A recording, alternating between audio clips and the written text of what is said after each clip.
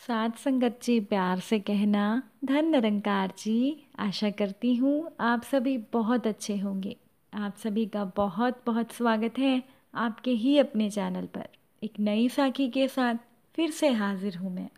साथ संगत जी, अगर हम हुनरमंद और मेहनत कशों को उनकी मेहनत का सही मूल्य देंगे तो समाज में उनके श्रम की उपयोगिता बनी रहेगी। और आज की साखी इसी विषय पर आधारित है। चलिए आज की साखी सुनते हैं। साथ संगत जी, रंजना सिलाई मशीन पर बैठी कपड़े काट रही थी और साथ ही साथ बोले भी जा रही थी कि ये कैंची तो किसी भी काम की नहीं रही। रत्ती भर कपड़ा काटने में भी उंगलियां दुखने लगती है। रंजना बोले जा रही थी कि पता नहीं वो सोहन ग्राइंडिंग वाला कहाँ चला गया। हर महीने वो आया करता था तो कॉलोनी भर के लोगों के चाकू और कैंची पर धार चढ़ा जाता था, और वो भी कुछ ही पैसों में। साथ संगत जी, सोहन एक ग्राइंडिंग करने वाला यही कोई 20-25 साल का युवक था। वो बहुत ही मेहनती और मृदुभाषी था। सोहन के चेहरे पर हमेशा पसीने की बूंदें झिलमिलाती रहती थी और साथ ही साथ मुस्कुराहट भी खिली रहती थी। जब कभी भी सोहन कॉलोनी में आता था तो किसी पेड़ के नीचे अपनी विशेष प्रकार की साइकिल को स्टैंड पर खड़ा करता, जिसमें एक पत्थर की ग्राइंडिंग व्हील लगी हुई थी, और सीट पर बैठकर पैडल चलाकर घूमते हुए पत्थर की व्हील पर रगड़कर चाकू और कैंचियों की धार को तेज कर देता था।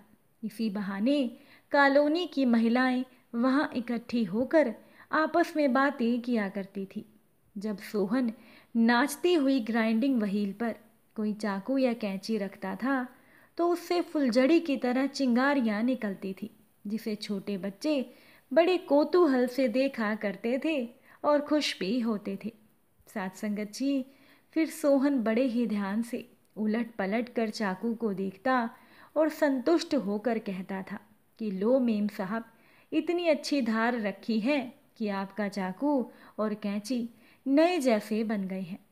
और अगर कोई सोहन को 10 रुपए मांगने पर 5 रुपए ही देता था, तब भी सोहन बिना किसी प्रतिवाद के चुपचाप वो रुपए अपनी जेब में रख लेता था।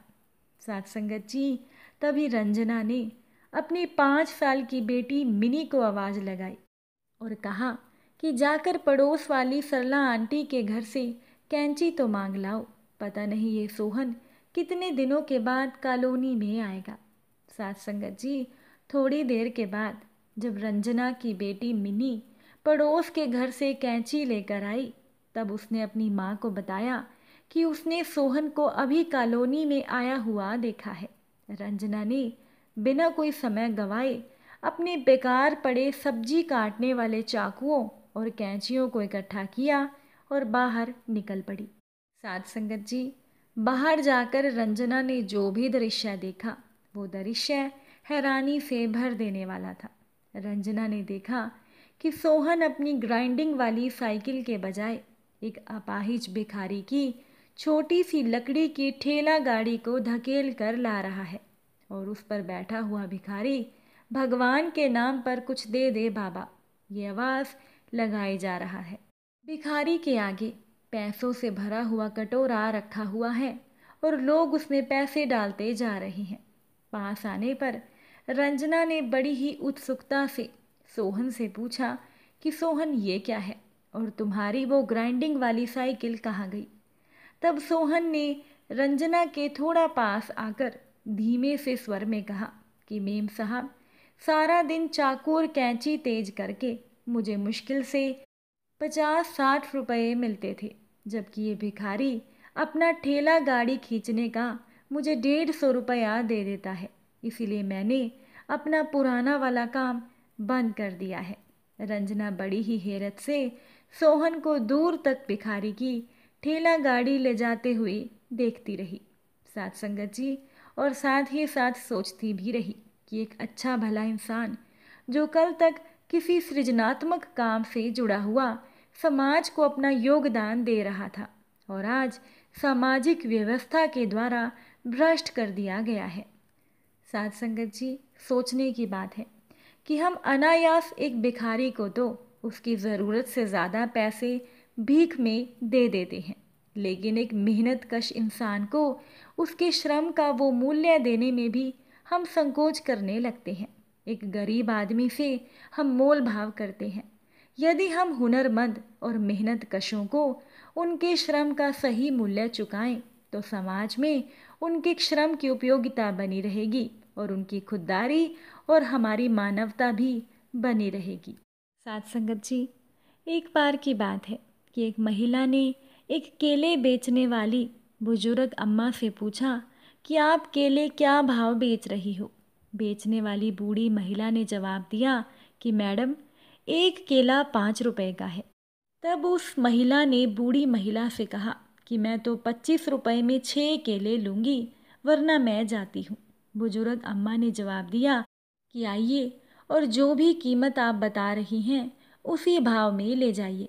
शायद ये मेरी अच्छी बोहनी हो जाएगी, क्योंकि आज अभी तक मैंने एक भी केला नहीं बेचा है।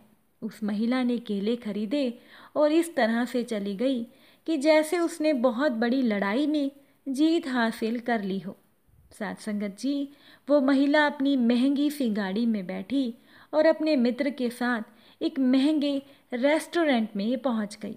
वहां पर उस महिला और उसके मित्र ने अपनी पसंदीदा चीज़ें मंगवाई और उन्होंने अपने द्वारा दिए गए ऑर्डर के सामान में से कुछ कुछ खाया और बहुत सारा सामान छोड़ दिया। तब वो महिला बिल का भुगतान करने के लिए गई। 1400 रुपये का बिल उस महिला का बना था। उस महिला ने रेस्टोरेंट के मैनेजर को 1500 रुपये दिए और उसको कहा कि बाकी के पैसे रख लो। ये घटना रेस्टोरेंट के मैनेजर के लिए बेशक एक साधारण सी घटना रही होगी, लेकिन उस बेचारी गरीब केले बेचने वाली बुजुर्ग अम्मा के लिए बहुत ही पीड़ादायक थी। साथ संगत जी, सवाल ये उठता है कि जब हम एक अभावग्रस्त व्यक्ति से कुछ खरीदारी करते हैं तब हम ये दिखावा क्यों करते हैं कि हम शक्तिशाली हैं, लेकिन हम जब किसी अमीर व्यक्ति से खरीदारी करते हैं तब हम खुद को उदारवादी दिखाना चाहते हैं, भले ही उस व्यक्ति को हमारी उदारता की ज़रूरत ही ना हो। इसीलिए कभी भी कोई खरीदारी गरीब से करें तो मोल भाव बिल्कुल ना करें। उम्मीद करती हूँ कि साखी आपको अच्छी लगी होगी। अगर अच्छी लगी हो तो अपने विचार कमेंट द्वारा ज़रूर बताइएगा। फिर मुलाकात होगी आपसे नई साखी और नए विचारों के साथ। साथ संगत से प्यार से कहना, धन निरंकार जी।